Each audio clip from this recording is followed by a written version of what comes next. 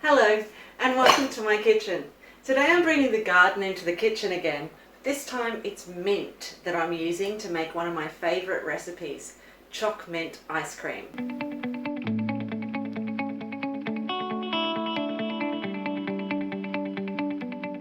This is one of the best mint ice creams I've ever had, and I love choc mint flavours. There is something about the fresh mint that gives it a totally different flavour to the essences or the artificial mint flavours that you get. Now, if you'd like to make this recipe, you're going to need a few things. And first of all, of course, you're going to need some mint. What I've got here is some spearmint. I really wanted to use my chocolate mint, which goes beautifully with this recipe. Unfortunately, the grasshoppers are rather fond of my chocolate mint as well, and they've eaten most of it. So I've got 1/3 cup of spearmint, fresh. I've got a tablespoon of caster sugar. That's raw caster sugar, but you can use white caster sugar too. 2 eggs, a cup of cream, 150 grams of dark chocolate. The dark chocolate you choose is really important because the better the chocolate, the better the flavours you're going to have. If you use a compounded chocolate, the ice cream simply won't taste as good. I have a bowl and a strainer for later on in the recipe. And I have a small pan. Now, I can use this small pan because I'm only making a small quantity. Obviously, bigger quantities, you're going to need a bigger saucepan. Now, if you're wondering about my little measuring cups, these were a gift from my sister some years ago. They're quite cool. The reason they're that funny shape is because they're actually babushka measuring cups that all go inside each other so I don't lose any. First step is to heat the cream and the chocolate. So let's do that now. Almost forgot. You'll need something to put your ice cream in at the end to freeze it. I have an ice cream maker that my parents got me that I will be using. But if you don't have an ice cream maker, you can just use a metal container. The first step is to gently heat your mint and your cream. So all I'm going to do is pour the mint and the cream into this little pan. Try and get as much of that cream out as I can. And the mint.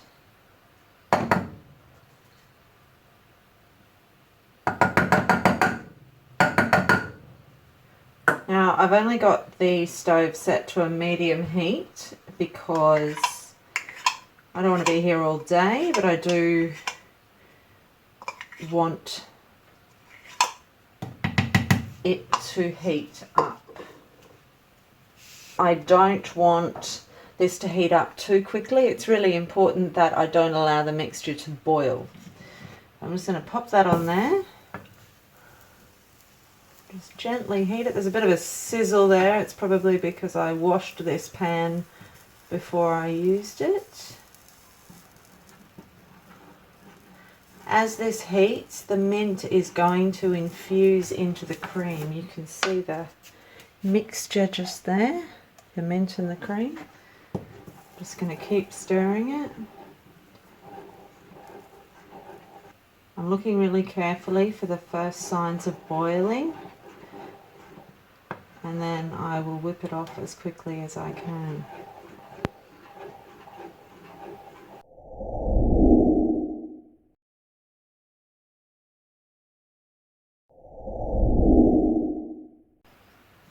Can't smell the mint yet, but I should be able to soon. The cream is starting to get a bit of a tint to it, a bit of a green tint, like that very pale green tinted paint they sell.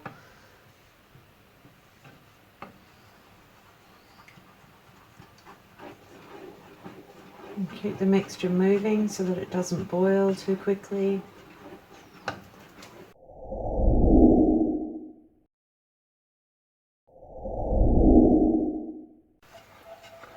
It's really starting to colour now.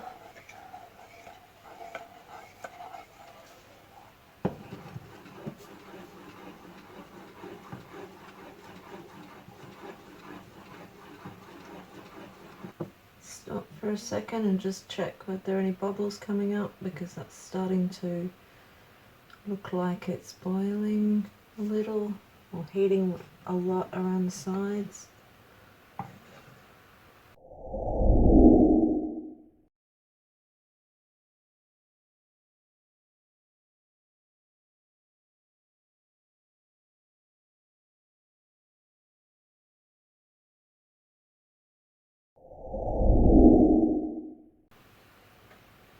Oh, there's starting to be faint bubbles there. I'm going to pull it off now. Oh, it's not very hot on the side there.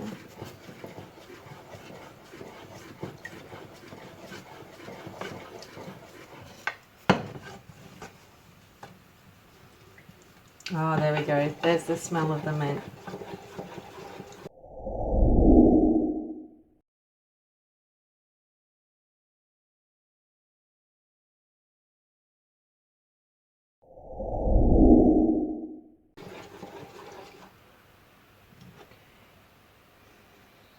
So now that that's becoming properly aromatic, I'm going to be really careful.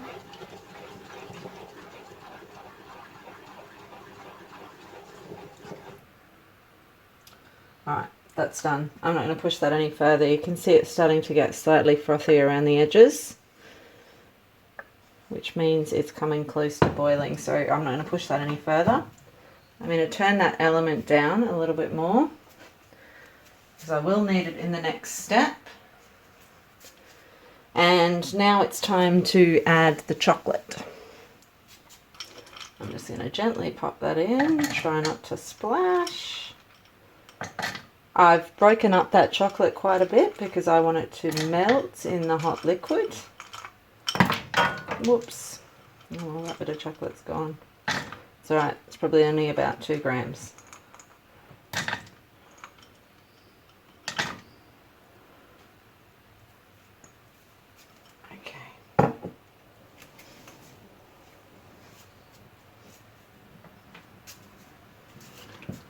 Okay, so I'm just going to stir that chocolate gently in, and you can see it's already starting to melt. I don't want that to be on too direct a heat because it just won't melt properly. It'll seize up. Oh, look at that. Delicious. I need to make sure that's completely melted. So just to stop the chocolate from cooling down the cream too much, I'm just going to pop it back on that gentle heat. That's as low as my element can go. I don't want to go any hotter because I don't want to risk having that chocolate seize up. It needs to be gently melted. And you can see there are still lumps in there. I can't stop stirring it.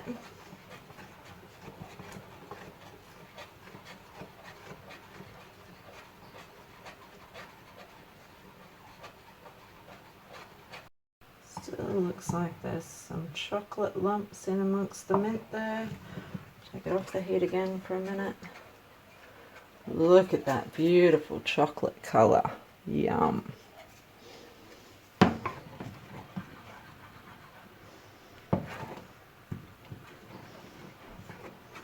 And now I'm getting the aromas of the chocolate and the mint. The mint's pretty subtle. I find the chocolate mint is the smell's a bit stronger. It's quite an intense flavour in the chocolate mint, I find.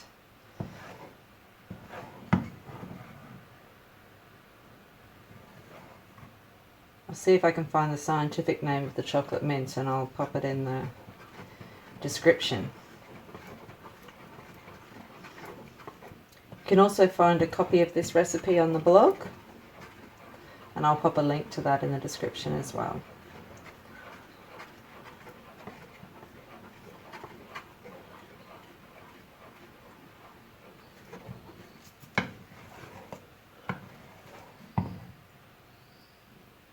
I've got to make sure all that chocolate's melted, because in a moment I'm going to sieve this mixture, and I don't want to leave any chocolate behind. But I obviously need to leave the mint behind because we don't want bits of mint in our ice cream that's already had all the flavour taken out of it by infusing it into the cream. I think that's probably it. Most of that looks to me like it's pieces of mint rather than pieces of chocolate. Yeah, that's all mint. Okay, so now we're ready for the next step. I'm going to leave that to cool while we do the next step. Turn that element off before I forget. Alright, next step. Okay, next step. The first thing I need to do is lightly beat my eggs.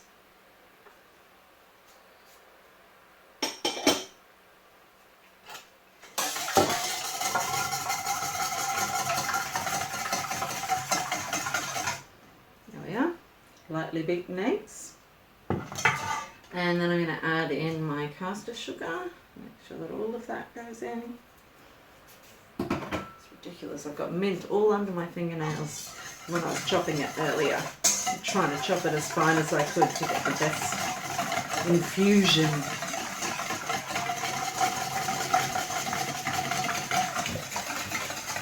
Basically I just want to whisk until I can see that most of the sugar has dissolved, so I shouldn't be able to see much evidence of the sugar, which is why you use caster sugar, because it dissolves a lot more readily, smaller crystals.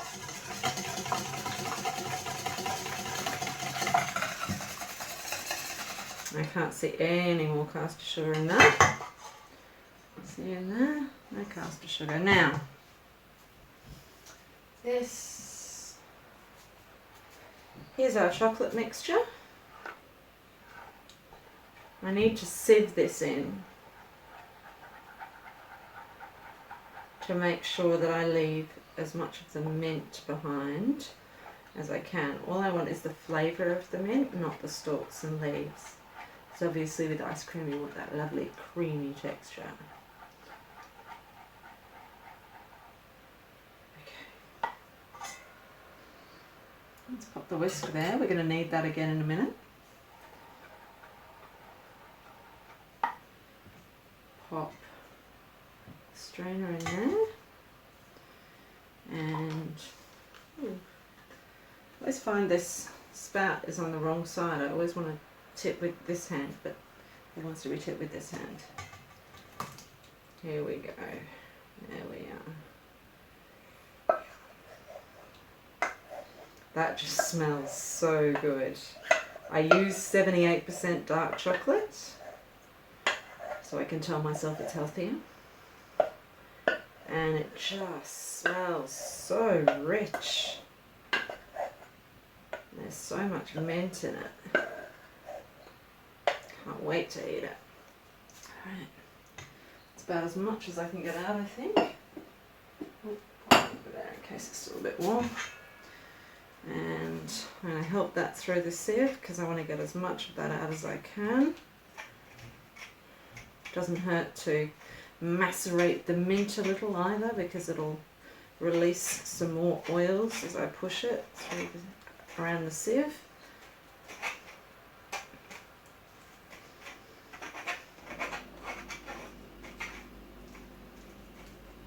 There goes the fridge. You can hear that strange noise, that's the fridge. And you can see in that sieve all I've got left is a bit of mint,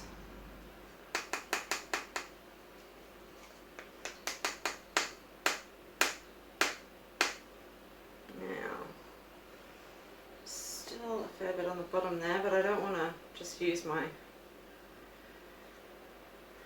wooden spoon because it's got little bits of stalk and leaf on it. So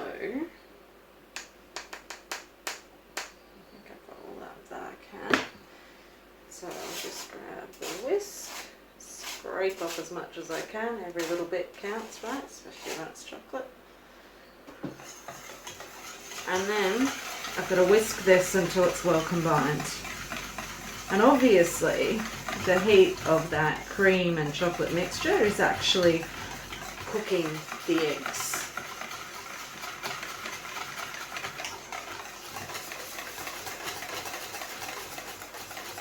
Now I can feel the warmth of that mixture through the bowl. So I'm going to have to leave this to cool for a little bit before I finish it off. It's not a huge serving.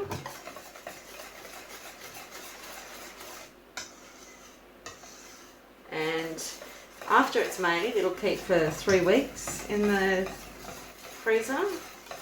But even when I make a triple or quadruple batch, it never lasts that long in my house.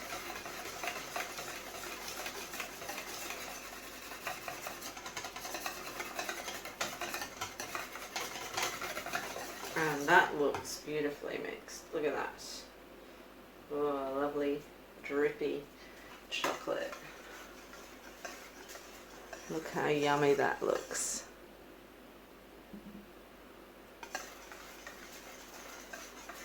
Okay, I'm going to leave that to cool. And then when we come back, I'm going to pop it into the ice cream maker. So I've got my ice cream maker set up now, and I've had the mixture sitting in an ice bath to cool it. It's just a bowl of water and ice and a couple of my kids' ice breaks from their lunch boxes, what they usually use in their lunch boxes. It's nice and cool, that mixture now. You can see that when I pulled the whisk out, it's left patterns on the top, which means it's definitely cool. So now I've got to pour it into the ice cream maker.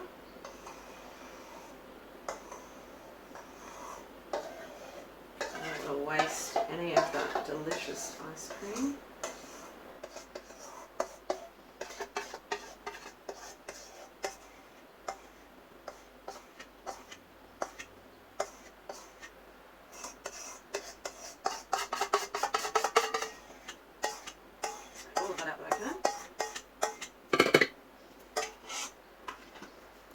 And now it's simply a matter of turning that on, and it'll go for about 20 minutes, and then we'll have some delicious ice cream. When it's finished, I'll pop it into a container in the freezer and we'll see how long it lasts.